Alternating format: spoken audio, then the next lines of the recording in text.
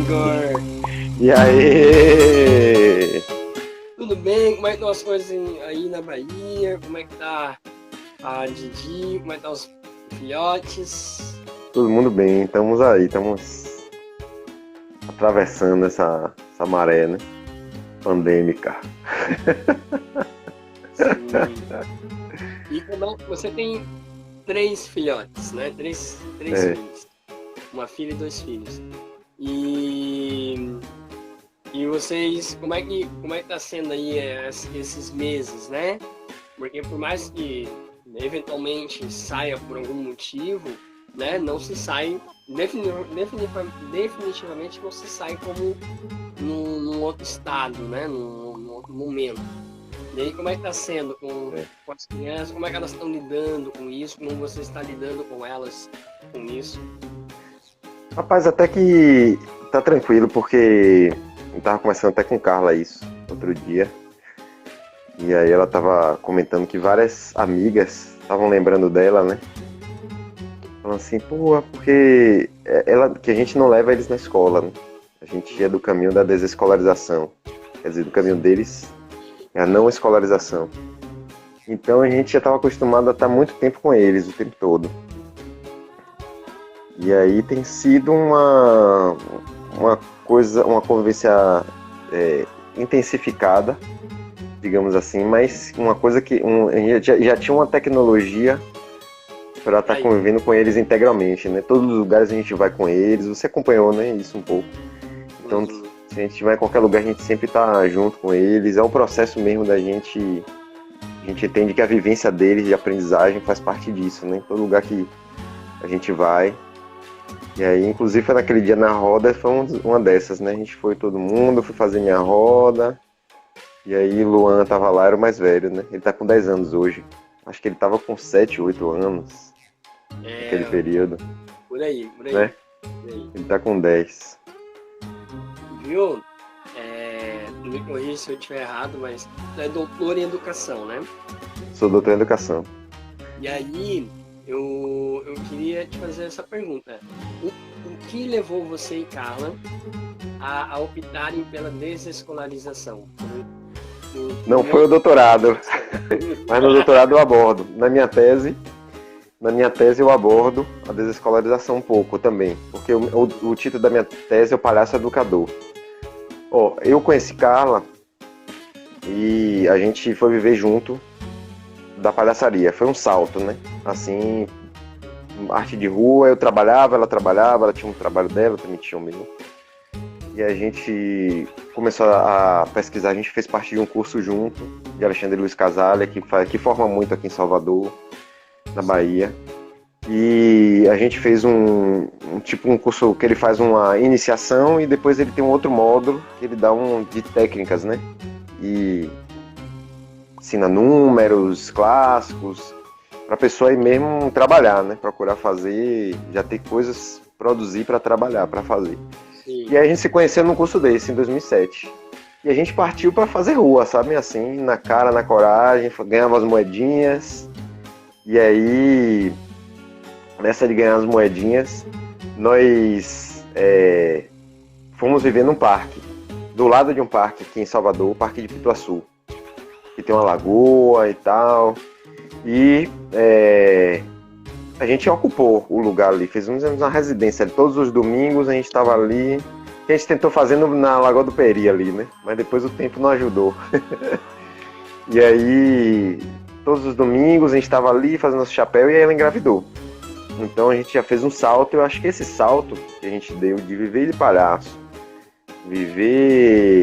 abandonar os processos de trabalho que a gente estava para viver, passar o chapéu de rua e tal, isso já foi um processo assim de se conectar com o nosso sentir, que era uma desescolarização. Quando veio o Luan, ela ficou grávida, no meio desse período veio o Luan, a gente teve uma intuição muito forte assim, a gente já tinha um contato, eu já tinha estudos em relação à educação, a outros tipos de educação, entendeu? Eu já tinha estudos de educação libertária, já tinha ouvido falar, a gente se juntou com alguns amigos e fizemos um trabalho de estudos, assim, né? Tinha gente que gostava de pedagogia Waldorf, tinha gente que gostava de Montessori ali, e tal. A gente fez alguns estudos juntos. Mas aí depois o grupo se dispersou, eram todos filhos pequenos e tinham 1 ano. E a gente conheceu a Ana Tomás. Por acaso, uma das pessoas desse grupo falou: rapaz, você achou a Ana Tomás pela internet, falou, ela tá vindo pra Bahia. E a Ana Tomás, com essa temática, né, a desescolarização, ela tá vindo pra Bahia e tal, pro Capão, vamos organizar e tal. A gente organizou a vivência com ela aqui. Foi também amor à primeira vista também. Quando a gente organizou, a gente conectou muito assim com a perspectiva dela e a gente tinha nessa prática. E aí a gente entrou nessa, sabe, assim, tipo, não vamos levar na escola, vamos fazer esse trabalho. E a Ana Tomás, ela trouxe muita coisa que, quando ela traz técnica Alexander, uma coisa muito do corpo, muito da conexão do corpo que a gente tem na mente e corpo, muita filosofia que ela trazia na época, assim, até hoje ela traz, né? Naquela época era mais denso, hoje ela é mais conectada ainda com a prática. Mas conectou muito com o que eu vivia da palhaçaria, sabe? Eu vivia da palhaçaria, eu falando, porra, velho, é isso que eu vivo na palhaçaria.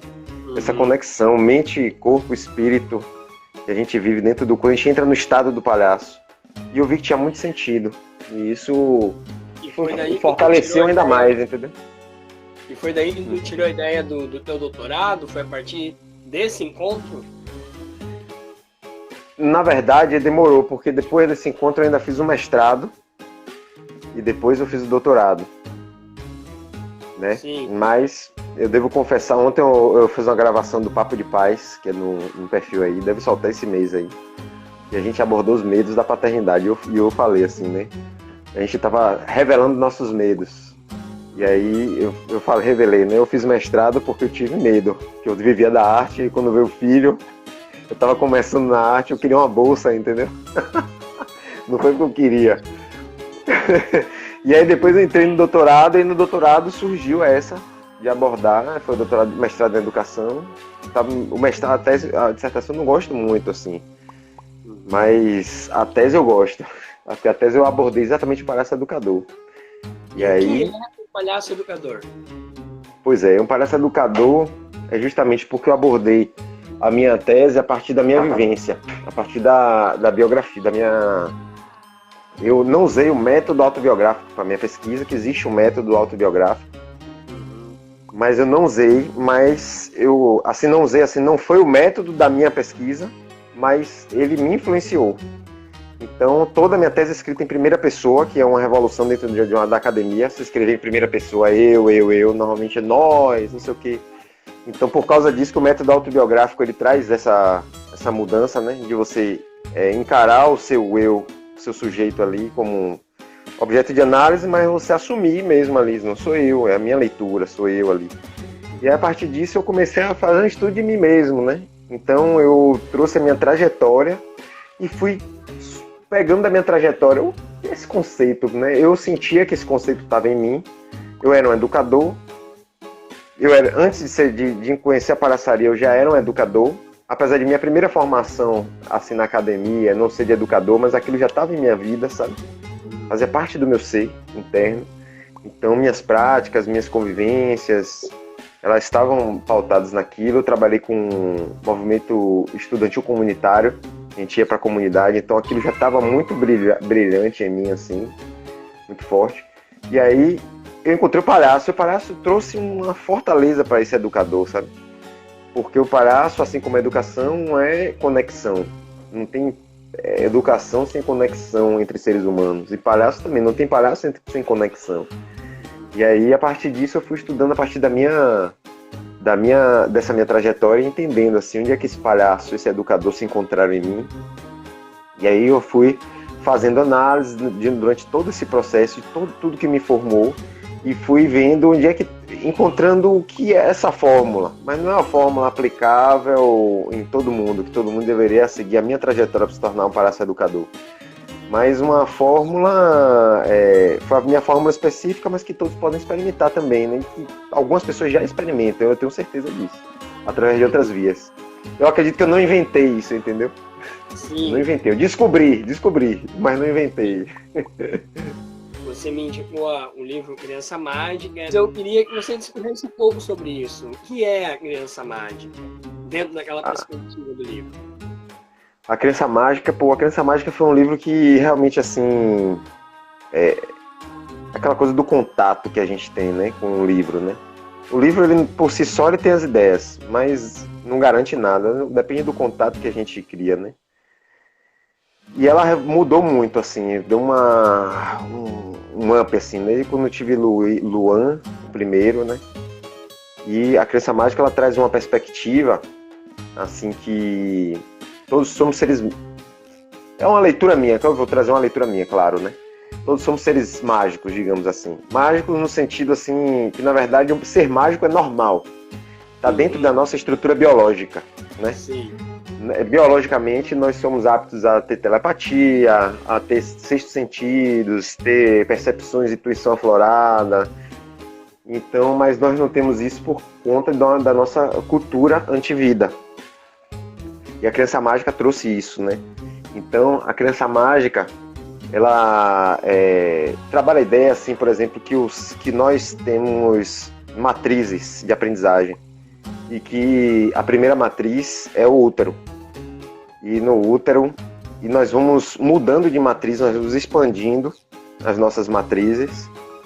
Isso se faz com base, trazendo bem resumidamente, isso traz com base em estresse. Ele até tem um capítulo à parte que ele aborda o estresse, porque o estresse é hoje tido como... quando a gente fala estresse, se associar a uma doença ou a alguma tipo uma situação não saudável, e isso é por conta do que a nossa sociedade se tornou. Mas o estresse, ele fala que é um processo natural de ampliação do conhecimento. Porque quando a gente passa de um campo do conhecido para o campo do desconhecido, há um estresse. Só que aí ele fala, esse jogo, quando a gente passa de uma matriz para outra matriz maior, a gente passa para o desconhecido, a gente passa por um estresse. Só que em algum momento a gente precisa voltar para o conhecido, para olhar aquele desconhecido que a gente visitou, assimilar ele, aí a gente passa pela assimilação daquilo. Quando a gente assimila, aquele desconhecido se torna conhecido. Aí a gente volta para lá, à vontade, mais amplo, e aí a gente tem um desejo de expandir para mais um campo mais desconhecido, aí mais um estresse, mas a gente já vai preparado. Então, por exemplo, resumidamente, né, o útero da mãe nasce, já saiu já passou por um desconhecido. Aí tem os vínculos, né? Para assimilar precisa ter os vínculos com o conhecido. Naquele desconhecido tem que ter aqueles vínculos com o campo do conhecido. Aí ele aborda, ele defende que é importante o vínculo do bebê com a mãe, com o coração, que no útero ele estava acostumado a ouvir o coração, e a voz. No útero ele estava acostumado a ouvir a voz da mãe. E aí dali ele vai ter o olhar, né? Ele vai se acostumar com o olhar e vai crescer absorvendo tudo, porque o bebê é uma esponja. E ele vai se sentindo seguro, ele vai assimilado, seguro, tranquilo, ele vai querer ir para o desconhecido, ele vai querer buscar conhecimento naturalmente. E aí aos poucos o bebê vai se desenvolvendo, vai maturando fisicamente, emocionalmente, porque ele tem aqueles links com o que já era conhecido. Aos poucos o ambiente da mãe vai ficando pouco, aí ele aprende a engatear, aprende a andar, ele vai expandindo, vai para a sala. E sempre quando ele vai para a sala, ele vai, aí volta e olha pra mãe como se pedisse autorização, né? Tipo, vou pegar nessa lixeira aqui, aí olha pra mãe. Então ele vai buscando aquele olhar, porque o olhar também é um vínculo, né? Que ele, no mamar, ele tava ali, ele tinha aquele conhecido, olhar um conhecido. E aí vai expandindo, vai crescendo, vai aprendendo a andar, então chega num ponto ali, isso tudo que a Criança Mágica aborda, chega num ponto ali que, tipo, 7 anos, mais ou menos, ele tem, assim, umas hipóteses de idades, né? Mas ele fala que não é muito fixo isso, né? Mas ele tem umas ideias, que é baseado muito em Piaget também, mas ele fala que bebeu da fonte de Piaget, mais do que serviu a Piaget, ele bebeu da fonte e usou como ele queria. E aí, ele vai, mais ou menos os 7 anos ali, aí tá na hora do pai apresentar pro mundo, né? Na teoria da Criança Mágica. Então ele vivenciou muito a mente da mãe, e aí ele precisa ir conhecer coisas novas. E aí ele fala que, tipo assim, com o desenvolver disso, a segurança, com o vínculo à segurança, naturalmente o indivíduo vai se expandir. E o que atrapalha esse processo dessa expansão da inteligência humana é a cultura da ansiedade. Você tem uma ansiedade muito forte de querer apresentar logo a criança para o mundo. Não, ela tem que dormir no berço, porque ela tem que aprender que no mundo ela tem que aprender a dormir no quarto dela sozinha. Tipo, ela ainda é um bebê, tava no útero outro dia, a pessoa já quer que ela durma sozinha, que ela chore até para ela se acostumar. Então tem essa ansiedade de que a criança se desenvolva muito rápido, que se desenvolva para frente. Então com isso você tenta criar uma adotização precoce. E isso gera uma série de problemas, né, de situações. E, Igor, você estava agora falando, e quando você falou da lixeira, né? Que ele olha para a lixeira, aí olha para a mãe, para o pai, e tipo, posso, né? Isso, né? Quem tá no universo da palhaçaria sabe que esse tipo de relação é muito comum no palhaço com o público, né? Quando o palhaço descobre algo, ele olha e meio que compartilha isso com o público, né? Você fez, acho que não à toa, né? Porque você é palhaço, né? Então, assim, esse link me parece, não sei se você que fez, ou se, né? Mas me parece que ele está aí, né? Dessa questão da educação, da criança mágica, com esse nosso universo da palhaçaria. Sim. Quando eu li isso no livro, ele falando sobre isso, que a criança sempre olha, aí quando a gente lê uma coisa, a gente acessa nossos recursos, nossas memórias, né? E a gente se dialoga, se relaciona com o livro assim, através das nossas memórias. E na hora eu visualizei isso, sabe? A criança, tipo, olhando assim, porque a gente experimenta isso e a gente vê que a criança, ela tem, quando chega a uma determinada idade, assim, que ela já tá um pouco autônoma ali, né? Até que quando tá engateando tem também, mas quando ela já tá em pé, andando, né? Mesmo que ela aprendeu a andar ali agora, a gente vê que a criança ela tem a técnica perfeita da palhaçaria, né? O olhar dela é limpo, sabe? Ela dá o foco perfeitamente, é claro, sabe? A criança, ela, tipo assim, criança, é como a galera fala assim, palhaço não mente, só exagera. Palhaço exagera, mas não mente. Porque você tá ali o tempo todo, eu crio um exagero, uma história por trás e tal, mas não é uma mentira, é só um exagero pra gerar cena. E a criança também, a criança não mente. Mesmo quando ela tá mentindo, ela tá mostrando que ela tá mentindo. Ela não tem como mentir, ela é muito clara, muito óbvia. E as crianças têm a técnica perfeita, né? A gente costuma dizer que as crianças pequenas são mestres. E a gente que pesquisa arte do palhaço, quando tem filho, é impossível a gente não beber dessa fonte. É assim um campo de pesquisa, nossos filhos. Seria o pai mágico, ou a paternidade mágica? A paternidade mágica, boa. Vou elaborar aqui agora. A paternidade mágica é o seguinte. Seria um pai de uma criança mágica. E o pai de uma criança mágica, é o que eu pesquiso, é um pai que é adulto. Que assume o lugar de adulto na relação. Porque a gente só vai interagir verdadeiramente com a nossa criança, eu uso a nossa criança de propósito, seja de amplo entendimento. A nossa criança como nosso filho, a nossa criança, de uma forma paradoxal, nossa criança que é nosso filho é o reflexo da nossa criança interna. Então, a gente só entra em contato verdadeiramente com a nossa criança quando a gente tem uma pesquisa do amadurecimento do adulto. Porque o que acontece? Com essa ansiedade que na criança, Joseph Pearce, né, na Criança Mágica, ele fala, você tem uma adultização precoce, né, digamos assim. Então, uma ansiedade muito grande, você quer logo que a criança aprenda a ler, a escolarização, o processo, tipo assim, ela deixa de vivenciar coisas que são próprias para o amadurecimento dela para dar respostas e mostrar evoluções que não são verdades internas dela. Nós todos passamos por isso. E aí, outro dia eu peguei uma manga, a gente gosta muito de uma manga Palmer, não sei se você sabe que manga é essa. De vez em quando a gente compra umas mangas aí, porra, ela é bonita assim. E nessa pandemia a gente sempre gosta de cheirar a manga, né? Nessa pandemia, nessa história a gente não podia cheirar a manga antes de comprar. E aí chegaram umas mangas bonitas assim, sabe? E era, porra, as madurinhas, eu gosto da madurinha. Aí eu peguei uma manga madurinha, abri com todo gosto e por dentro ela tava verde. Porra, foi uma decepção, né? E aí o que acontece com a gente é que a gente cresce e a gente aprende a gente tem uma capa de adulto maduro, mas por dentro emocionalmente a gente tá verde. E nós precisamos nos trabalhar, nos fazer um processo para a gente não influenciar nossas crianças com isso. Porque se a gente faz isso, o que é que a gente faz? A gente acaba gerando, se criou uma cultura de que a criança tem que dar respostas externas que não tem a ver com os anseios internos dela.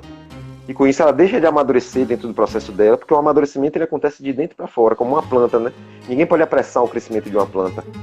Ninguém pode apressar o desabrochar de uma flor. Ela acontece no tempo dela, de acordo com a vivência dela com os elementos da natureza. Você pode ali, vou botar no sol, cuidar do sol, vou cuidar do solo, vou botar adubo, mas você não apressa ela, não força ela.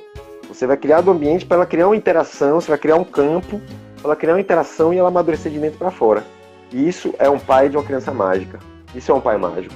Você cria o campo. E quem é que é responsável pelo campo da criança? É o adulto, entendeu? Então nós adultos somos o campo da criança. O primeiro campo, a primeira matriz da criança ali é a mãe, né? Digamos assim. Então a mãe passa por uma série de processos no parto, passa por uma série de processos que são coisas emocionalmente não amadurecidas com a sua linhagem, com o seu clã. Então aí já começa o trabalho, né? A mãe já começa com esse trabalho. E aí nós como pais, participando disso também, nós também passamos por isso. Nós também, quando vivenciamos de perto, e quando evitamos vivenciar, também estamos passando por isso, porque muitos homens evitam vivenciar porque não estão amadurecidos emocionalmente. Então a gente se responsabilizar por nossas emoções, aprender a elaborar, não criar automatismo, não viver de automatismos, né? De reações automáticas, de respostas automáticas, mas elaborar, vivenciar, sofrer, né? Sofrer no sentido assim amplo, né? Passar pelas coisas é sofrer com aquilo, né? Eu sofro influência, eu sofro com as vivências, mas não ficar pendurado nos sofrimentos, né? Isso para mim é o pai de uma criança mágica, um pai mágico, né? Rapaz, eu já tinha essas reflexões e eu passei, depois que eu voltei de Floripa pra cá, que você acompanhou, né? E aí no ano de 2018 para 2019 e tal, eu fui para Mucugê, na Bahia, Chapada Diamantina. E lá eu tive uma experiência de coordenar uma escola, uma pequena escola, que ela tinha inspiração de educação viva na desescolarização, né? Me chamaram por causa disso, porque a gente sabia que não criava os filhos na escola e tal. E aí eu comecei a pesquisar várias pedagogias e tal, e como era um jardim de infância inicialmente, aí eu descobri o jardim. O jardim de infância teve um cara que criou esse termo, então eu fui pesquisar e achei. E ele faz todas essas analogias. A pesquisa o termo jardim de infância foi criado por um cara. Eu me esqueci o nome dele, um autor aí. Você vai pesquisar lá, tem um cara que criou esse termo jardim de infância. E no termo dele ele fala tudo isso das plantas. As crianças são como plantas, sabe? E é interessante isso, porque um dia essas plantas viram árvores, né? E a gente precisa continuar cuidando desse campo. E essas árvores fazem algo pelo mundo, né? Que a gente vê assim, a ansiedade das pessoas. Porque, por exemplo, a gente é acostumado. O que eu vou falar parece uma coisa de outro mundo, mas não é uma coisa que a gente vivencia muito claramente. Nós vivemos através de intermediários, sabe? E isso é por conta disso. É muito difícil, na palhaçaria, a gente treina. O nosso treinamento de palhaço é a gente conseguir interagir com alguém sem intermediário. Vê se você se identifica com isso. Eu vou ali com o meu olhar, com minha vulnerabilidade. Eu tô todo entregue naquele momento, para aquela pessoa. Se ela me rejeitar, vai doer. Eu me arrisco, porque eu me dou todo, né? Eu vou com o meu olhar limpo, para eu me entregar para a relação. Então a gente faz um treinamento de palhaço para a gente poder ir limpo, sem ideias preconcebidas, para interagir sem intermediários. Isso é amadurecer emocionalmente, interagir sem intermediários. Então a gente tem uma tendência de interagir com outras pessoas através de intermediários. Intermediários podem ser várias coisas, em amplo aspecto. Eu vou citar um aqui, uma ideologia. Eu vou interagir com outras pessoas através de uma ideologia. A ideologia é intermediário. Então a pessoa tem uma atitude e eu tenho lentes. Eu crio lentes e enxergo através dessas lentes. A lente não está limpa, ela está suja pelas ideologias. Eu não consigo enxergar a pessoa. Quantas vezes a gente presenciou pessoas brigando e falando, porra, velho, ele não estava se entendendo, ele fala uma coisa e a gente Porra, velho, eles brigaram, não entendi, ele não entendeu o que ele falou. Ele brigou porque a gente enxerga, e isso tem a ver com a nossa criação de realidade, né? A nossa criação de realidade é isso, ela tem a ver com o que a gente vê, com a nossa percepção. E a nossa percepção está relacionada com esses intermediários. Aí tem um filme, eu acho que é Meu Casamento, sei lá, e é um casal, são de artistas, ele é diretor de teatro, ela é atriz, eles fazem parte do mesmo grupo, e aí acontece deles começarem a se separar. São casados e tal, eles começam a se separar, e eles tinham uma série de combinados, se um dia a gente se separar, a gente não vai envolver advogados e tal, só que por um motivo ou por outro, eles não se entenderam, e eles começaram a meter advogado no meio, e os advogados entraram com aquela perspectiva de arrancar dinheiro, de lucrar e tal, começaram a criar conflitos que não existiam e foram saindo do controle deles, que eles tinham alguns conflitos, mas os advogados criaram outros conflitos institucionais, e aí eles se arrependeram, porque eles botaram os advogados no meio, e aí, tipo assim, é um intermediário, a gente vive de intermediários, sabe? A gente precisa de um plano de saúde, um intermediário entre nós e nossa saúde, sabe? Quais são as suas referências de paternidade? Minhas referências, bem, primeiro não tem como negar, a primeira referência é meu pai, né? Isso aí eu acho que quando a gente fala de paternidade é impossível a gente não falar de pai, do nosso pai, né? É a primeira referência que eu tenho. A partir disso a gente vai criando referências, né? A gente cria eu particularmente criei referências de paternidade que não foi só meu pai, né? Eu tive outras referências. Tem um tio, tem um professor que tem uma referência de paternidade, né? Então a gente sempre tem aquela percepção de perceber a paternidade, uma relação ali, né, de mais velhos e tal, e a gente vai vendo, porque esse arquétipo, essa figura do pai, ela tá mesmo assim em todas as relações, principalmente quando você lidar com alguém que é pai, né? Meu orientador do mestrado, doutorado, mesmo, ele cria uma relação com ele ali, ele era como um pai para mim, ali na academia, ele foi como um pai para mim também. Então tem muitas coisas hoje assim que eu tenho de aprendizagem, assim, de convivência, que foi na convivência, não foi só nem na aula, na academia, foi na convivência. E aí ele virou parceiro de militância, né? Na época a gente fazia trabalhos comunitários, né? Era, assim, ligado ao movimento anarquista e tal. Então a gente tinha essa parceria, essa ligação, né? E a gente acaba criando essa referência. Mas eu acho que deve ter alguns aí que eu nem percebo, inconscientes também.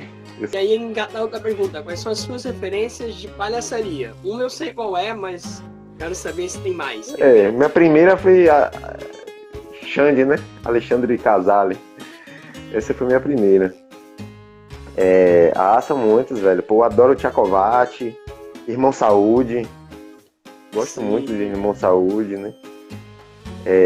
O Libá também, muito legal. Angela de Castro é uma grande referência, assim, importante. Acho que Tchacovati é muito importante, velho, assim, pra mim, porque eu fui muito da rua, sou muito da rua, gosto muito da rua. E quando eu vi, quando a gente foi ler as coisas de Tchacovati, eu tinha saído pra experiência, eu não tinha pesquisado muito depois do curso. Caí pra rua mesmo, né? E aí quando a gente foi ver as coisas, as ideias, ele tem aqueles mandamentos, aquelas coisas, a gente, porra, velho. Quando vieram falar pra gente, eu tinha descoberto, sabe? A gente vê que é uma coisa bem da prática ali que ele traz, da prática de rua, né? A gente tinha visto, a gente já estava familiarizado ali com aquilo ali.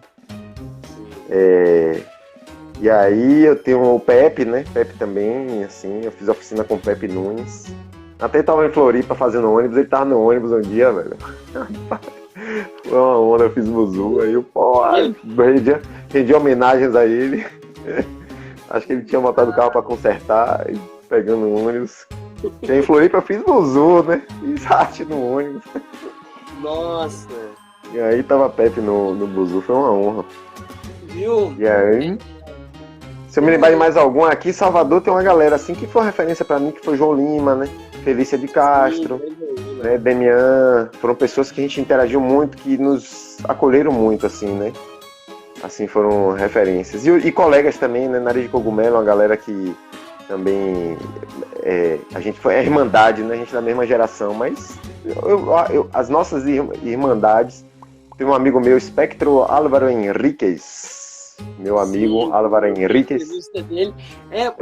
Porque às vezes a gente trabalha a referência sempre pensando mais velho. Ou... Enoque, pô, Thiago Enoque, Sabiá, não posso deixar de falar dele, eu tenho que falar de Enoque.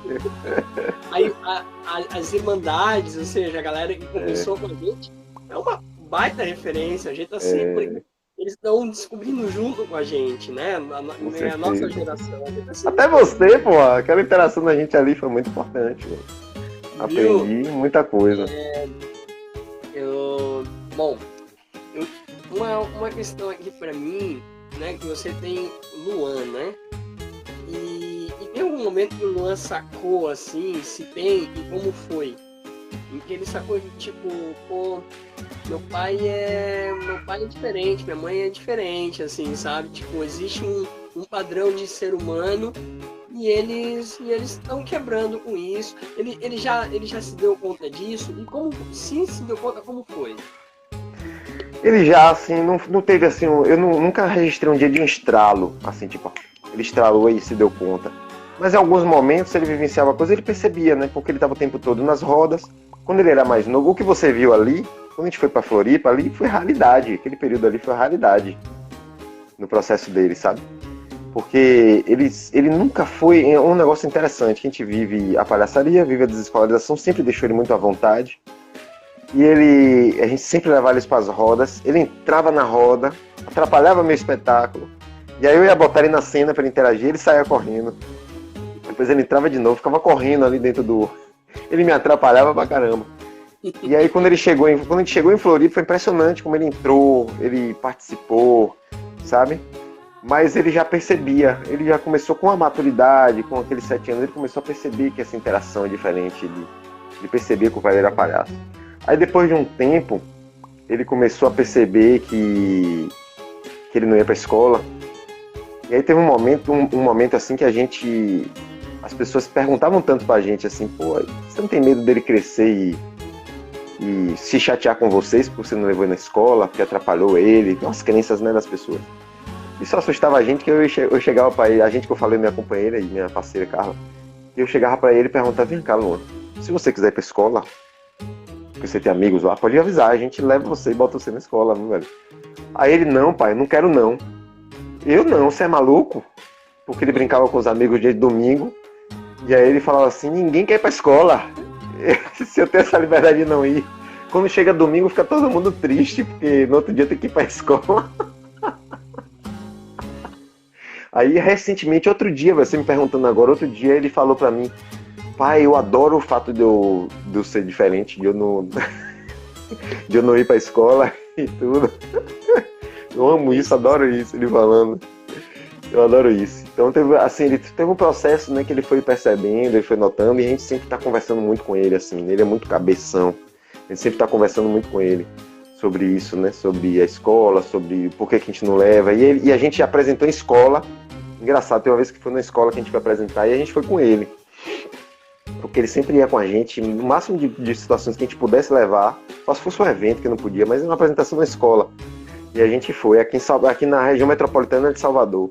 E aí a gente foi na escola, aí quando a gente chegou ele era pequeno, né? Aí quando a gente chegou na escola, acho que ele tinha 5 anos, uma coisa assim. Aí quando a gente chegou na escola, a gente esperou a hora do intervalo, aí fizemos o espetáculo e tal, ele ali no meio, interagindo, as crianças ali e tal.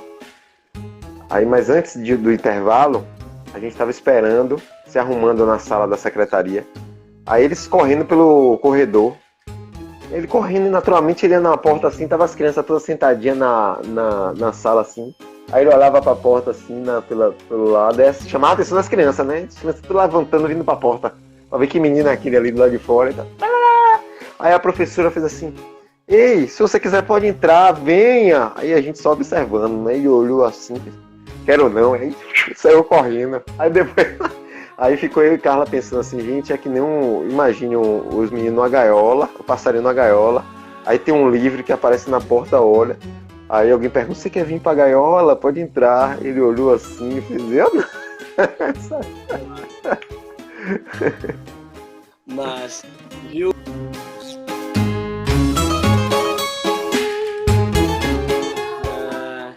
Se Luan briga na rua, pegar o Luan que é o mais velho, né? E chega em casa, o que você faz? Nada. Converso. E aí, qual foi? O que rolou e tal? E vejo e procuro descobrir onde tá a vítima nele. E fala assim, cara, é isso, né? Tento descobrir onde tá a vítima. Né? Onde tá a sua vítima? Por que você deixou isso acontecer? Por que isso chegou a acontecer? Onde é que você tá o perpetrador, onde é que tá a vítima, né? A vítima e o perpetrador é a mesma coisa na briga. E trago essa reflexão pra ele, entendeu? Sim. E se qualquer um dos três te pega chorando, o que você faz? E te pergunta, né, como é que você tá? Às vezes eu choro na frente dele de propósito, pra dizer a verdade. Eu acho muito importante mostrar a queda, né? Mostrar a queda e mostrar que a gente pode se levantar. Eu acho muito importante eles saberem que aquele que é forte cai e se levanta, não é aquele que nunca cai. Então eu sempre dialogo, falo pra eles, mostro a emoção. Porra, tô triste e tal. O que eu puder falar, eu revelo. Ou às vezes são coisas que são muito pesadas, pode ser que seja uma coisa muito pesada, se for uma coisa muito pra idade, né? Eu não revelo completamente, mas eu falo, eu tô chorando porque aconteceu uma coisa e tal. E falo, tô triste, eu mostro as emoções mesmo, procuro mostrar. Uma música. Nunca se vence uma guerra lutando sozinho. Tan, tan, tan, tan. Você sabe que a gente precisa entrar em contato, com toda essa força contida que vive guardada. O eco de suas palavras não repercute em nada. É sempre mais fácil achar que a culpa é do outro. Evita o aperto de mão de um possível aliado. Convence as paredes do quarto e dorme tranquilo, sabendo no fundo do peito que não era nada daquilo. Coragem, coragem, se o que você quer é aquilo que pensa e faz. Coragem, eu sei que você pode mais, muito mais. Grande Raulzito. Viu? Um livro. Um livro? Boa, velho, acho que eu vou trazer a Criança Mágica hoje, cara. A Criança Mágica. Já que você tocou, que tá aqui, é Criança Mágica. Ótimo. Um sonho. Um sonho, um circo num sítio. Um sítio bem construído. Sim. Um galpão, educação em alta. Educação, rodas de conversa, interações, espetáculo em 1000, sabe? E de vez em quando uma viagem no motorhome. Depois volta pro sítio. Tudo isso faz parte de um sonho só. Não conseguiu englobar vários aí num só, né? Depois de dinheiro.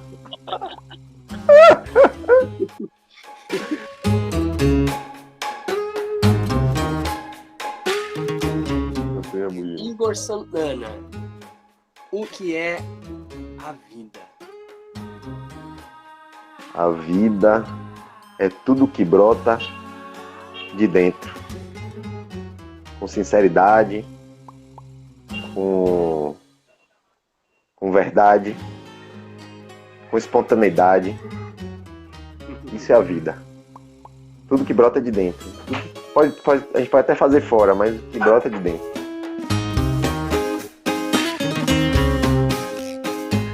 Eu tô assim, nesse momento eu tô refletindo muito sobre essa coisa de ser adulto, né? Eu fui provocado por Ana Tomás de novo, eu sempre revisito a página dela, os vídeos. Quem quiser, acho que no Instagram ela não tá como Ana Tomás, não. Tá como o nome da vila que ela tá lá. Não sei se é Vila 11. Bom, enfim, depois eu divulgo. Vai no meu perfil que eu divulgo. Curta lá meu perfil que eu divulgo. É porque eu não lembro mesmo, senão eu falava. E aí é uma coisa assim que ela trouxe que é muito próximo. O que é ser adulto, né? E aí eu tô fazendo essa reflexão sobre o pai, né? Ser pai significa a gente ser adulto. E ser adulto não é uma capa, né? Não é um fim, é como se fingimento, né? Assim, ser adulto é ela traz isso, né? Essa reelaboração interna, essa elaboração das nossas próprias emoções, né? A gente vivencia coisas e a gente recebe isso nos impacta e nós temos a tendência a criar, de não criar nossas elaborações emocionais e reagir a partir de concepções, né? Então eu estou muito nessa reflexão, né, de uma paternidade verdadeira, essa coisa da gente não ter intermediários mesmo nas relações, não interagir a partir do que a gente imagina o que poderia ser, mas a partir de uma realidade mesmo, sabe? Uma realidade, ou seja, a gente tem que parar para ver qual é a realidade, qual é a nossa realidade, como nós estamos lendo a realidade, e a gente tornar isso uma prática, isso uma prática de amadurecimento. Porque nós não fomos criados para sermos maduros, mas nós podemos fazer isso para as próximas gerações, sabe? Criar seres já maduros. Né? Você vê o estado do nosso mundo, ele não está sendo gerido por pessoas maduras. Veja o estado da nossa política. O estado do meio ambiente. Não são pessoas maduras que estão controlando e dirigindo o mundo. Né? Então a gente precisa criar pessoas maduras e nós precisamos fazer esse trabalho em nós. Praticar esse trabalho em nós. Sabe? Para a gente poder mudar o mundo, eu acho que é isso aí. Tudo é pela micropolítica. Gabriel perguntou aqui o que a pandemia trouxe de lição ou de desafio na prática da paternidade. Pois é, rapaz, foi um negócio interessante assim, né? De lição ou de desafio. Assim, é como eu estava falando, intensificou um processo. Minha convivência, ela sempre foi muito intensa, sempre foi, né? Só que ficar num espaço preso, assim, a pandemia, ela gerou, assim, um lugar de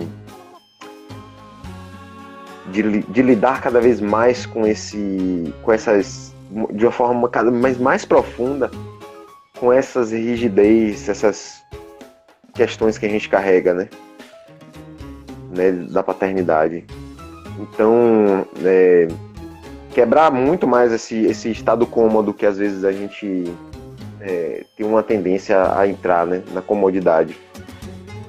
E em observar muito esses conflitos, né, naturalmente os estresses.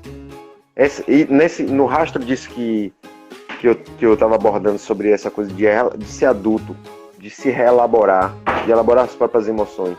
A gente conviveu com outras pessoas nessa pandemia, eu convivi com minha mãe, com parentes, a gente estava convivendo também, então tem esses medos todos, essas questões todas, esses medos que foram propagados de forma muito intensa, como lidar com isso com as crianças, sabe? Então isso me colocou mesmo assim num estado de prática mais desafiador, realmente mais desafiador. E eu acho que me trouxe assim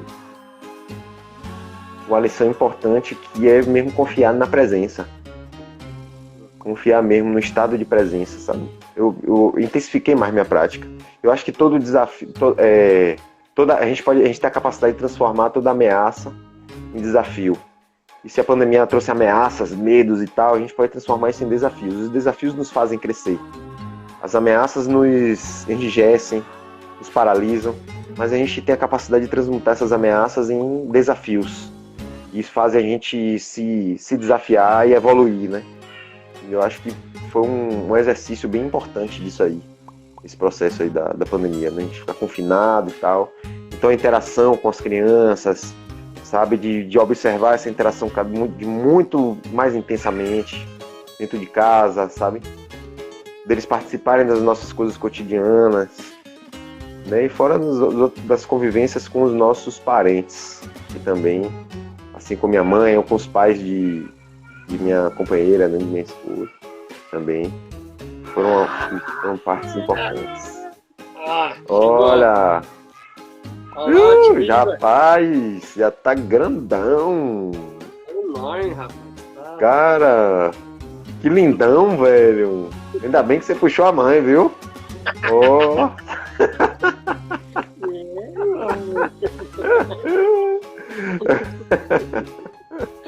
Ó, essa aí tá bom. Mano, quer pegar o celular, né, Felipe?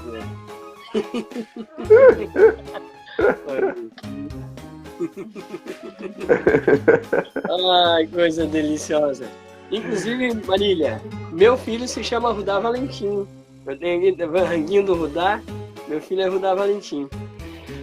Ai. Então, a Patrícia, minha esposa, colocou aqui, ó. Tem uma frase de uma criança: ser adulto é se perdoar. E a entrevista não é comigo, mas eu queria compartilhar o dia que eu entendi que eu era adulto. Eu fiz um rolê de bike pelo interior de Santa Catarina e eu senti que isso foi um rito de passagem para mim, né? E depois que eu acabei, eu fiquei assim meio, quando eu cheguei, né, em casa, fiquei meio à deriva, assim, né? Tinha feito uma baita de uma viagem, conhecido pequenos vilarejos. Uma pessoa que me inspirou muito foi a Jennifer, né? Do Rio Grande do Sul, que morou aí. Sim, que morou aqui. E, bom, enfim, e aí eu tava uma grande referência também, viu? De palhaçaria. Jennifer. E de qualidade também, né? Né? Uma mãezona, assim, né? Profunda, maternidade profunda ali, uma experiência forte. Mas, enfim, e eu me dei conta que, na verdade, eu não conseguia assim, me identificar como adulto, porque as minhas referências, né, de adultez, eu não ia nunca me encaixar naquelas referências. Elas, sabe, um pouco elas me influenciam, muito me influenciam. Mas a gente é outro modelo de adultez, já, de adulto. Nós somos outros tipos de adulto, né? Queria saber de o que você está inventando. Antes de encaminhar para isso, queria lembrar assim, ó, tem um canal do YouTube, Charles Augusto, né? Lá vai estar todos os vídeos, é uma série de no mínimo 8 entrevistas, mas já está aparecendo entrevistados para a 9ª, para a 10ª, para a 11ª, né? Então lá no YouTube eu boto a entrevista editada, com uma musiquinha de fundo, né? Mais um acabamento, né?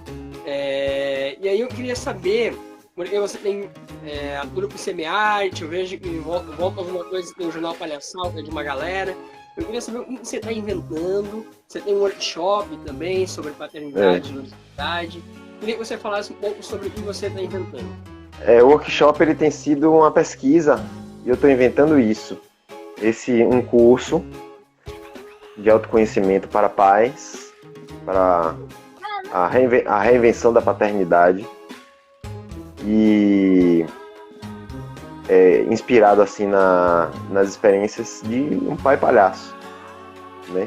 Inspirado nessa experiência de paternidade com a palhaçaria. A palhaçaria ela dá muito elemento de autoconhecimento, de educação, essas minhas pesquisas que eu transito ali pela educação viva, a desescolarização, a palhaçaria. E eu estou inventando esse curso. Esse aí é a pérola da vez. Estou inventando. E aí, tá com inscrição aberta? Como é que tá? Não. Não? Ainda não. Eu estou no processo de elaboração, devagarzinho, sem pressa, refletindo ele, interagindo, criando pesquisa, né? Já fiz um workshop ali da paternidade e ludicidade, que foi uma coisa importante para ver como é, mas em breve, fica lá ligado, vou divulgar em breve. Tá. Em breve eu divulgo. 10 segundos, Igor, muito obrigado, prazer enorme, saudade de vocês. Uma honra, agradecido.